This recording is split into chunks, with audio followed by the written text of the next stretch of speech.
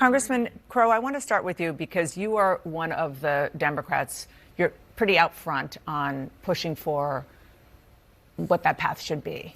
And one of the things that you write about and you talk about is that Democrats should reach out to the people who take showers after work. Right, right. Listen, we have to take an all of the above strategy. You saw Bernie and Alexandria out there on the stump rallying folks. That's important. We have to be doing that too. I come from a working class, upper Midwestern background. I worked minimum wage jobs to help my family in high school. I worked construction to help put my way through college.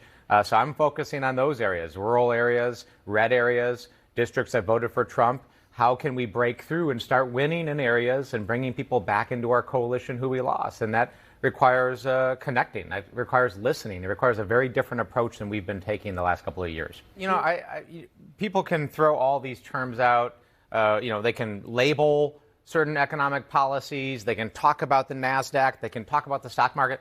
None of that matters to people, actually. Right? What matters to people is their actual lived experience, how they are feeling in their day-to-day life. What people know is that they can't buy a home, they can't send their kids to college, they can't retire with dignity, that the American dream, which is, your children and grandchildren's lives will be better than yours, is out of reach for over half of America, if not more.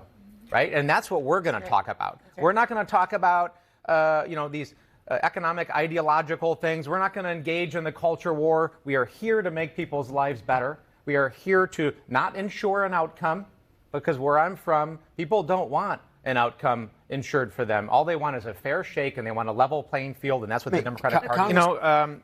Listen, Donald Trump campaigned on reducing costs, and he also campaigned on culture warfare issues. And there was a lot of people who voted for Donald Trump that said, no, this is just bluster. This is just talk. He's not going to take away our health care. He's not going to pull out of NATO.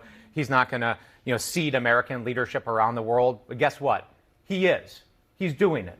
So, now we're not campaigning against Donald Trump in theory anymore. We're campaigning against the real pain that he's going to inflict on American people. There were 4 years of pain, and I am excited. And I am excited for where we are right now because the energy is high, the tide is shifting, and we are going to meet the moment. Okay,